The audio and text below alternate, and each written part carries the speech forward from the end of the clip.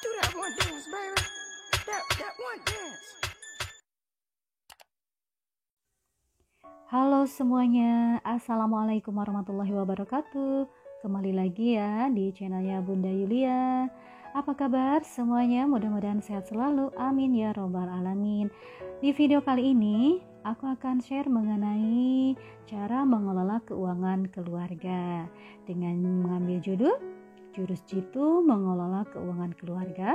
Sebaiknya jangan terlalu pelit atau hemat. Simak ya bun.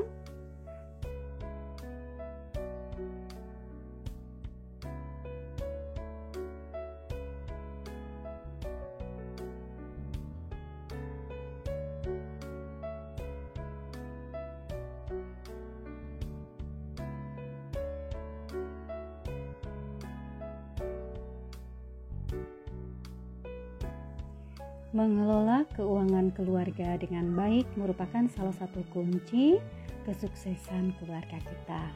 Pengelolaan keuangan keluarga atau rumah tangga ini lebih rumit dibandingkan mengelola keuangan secara pribadi. Kenapa? Ya karena melibatkan banyak orang ya moms, yaitu ada suami, ada istri, serta ada anak-anak.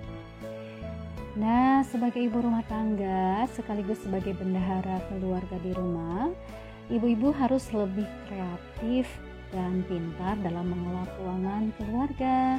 Dan tentunya mungkin saat ini juga ibu-ibu udah pada pintar ya mengelola keuangan keluarga, tapi mungkin ada yang konsisten, ada yang tidak konsisten. Karena keberlangsungan rumah tangga itu tergantung dari pintarnya kita mengatur uang. Nah, di sini ada jurus jitu menghemat pengelolaan keuangan rumah tangga yang bisa kita tiru. Oke, simak ya bunda semuanya. Oke semuanya, jadi jurus jitu hemat mengelola keuangan rumah tangga yang bisa kita tiru apa aja sih? Yang pertama adalah kita harus tahu detail pemasukan dan pengeluaran rumah tangga kita.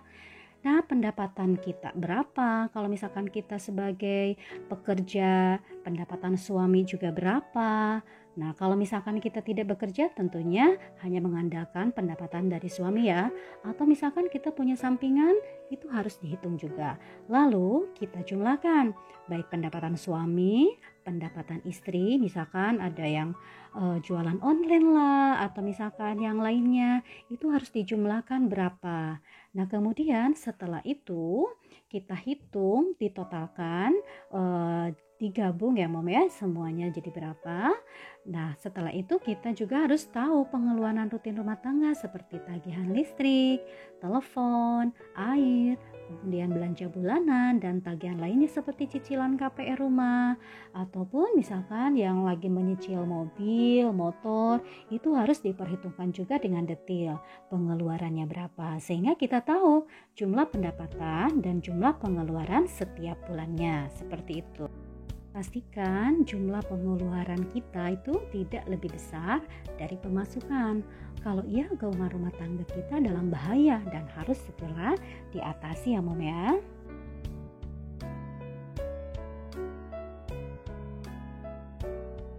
Nah, dengan mengetahui berapa pemasukan keluarga serta pengeluaran setiap bulannya, sehingga kita tahu ya kisaran yang akan dikeluarkan secara rutin setiap bulannya seperti itu. Nah, jangan lupa pastikan pengeluaran kita tidak lebih besar dari pemasukan. Kalau iya, keuangan rumah tangga kita dalam bahaya tentunya dan harus segera diatasi ya mom.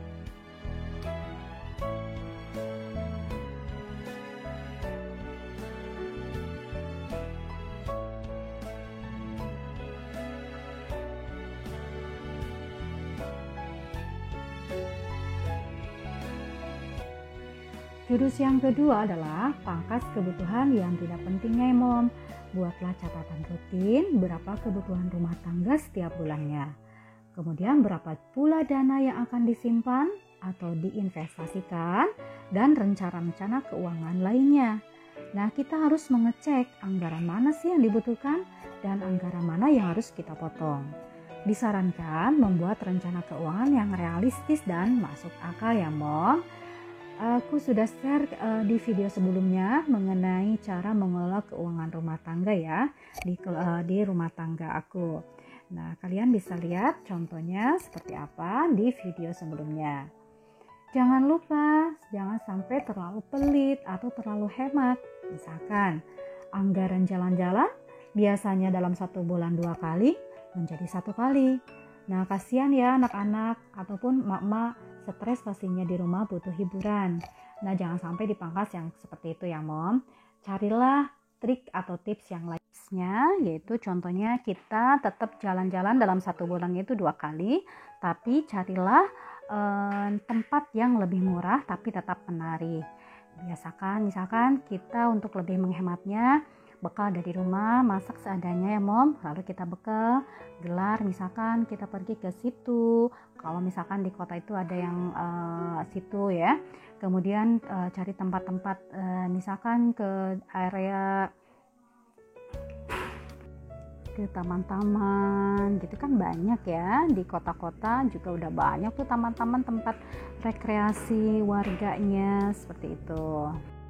Nah, kemudian kita masih bisa menikmati kuliner dari restoran ternama atau restoran yang masakan ternama ya Bun. Dengan cara apa? Dengan cara memanfaatkan reward atau poin-poin yang diberikan dari kartu debit. Misalkan lah contohnya ya, misalkan dari rekening tabungan mandiri.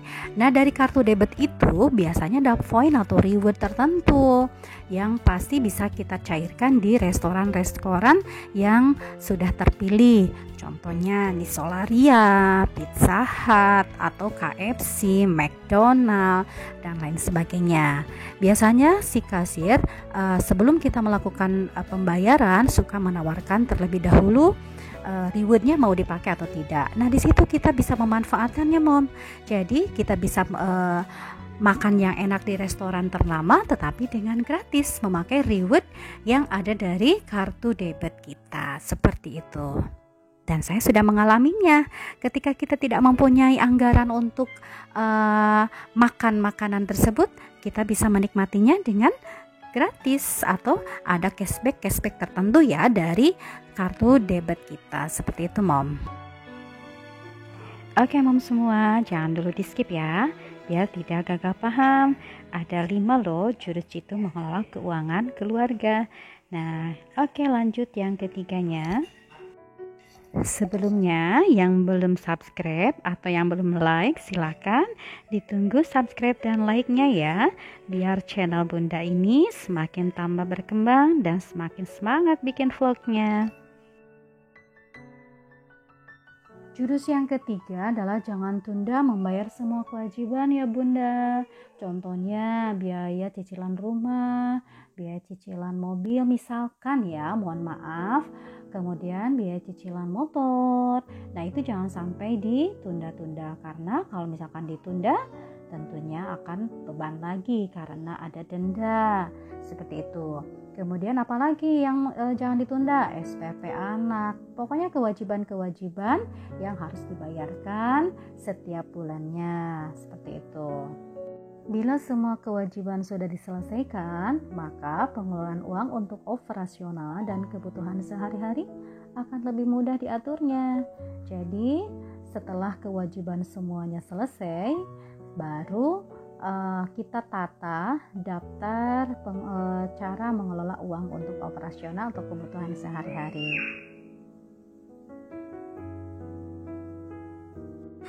Oke, maaf ya Bunda, anak saya nih jerit-jerit backsoundnya.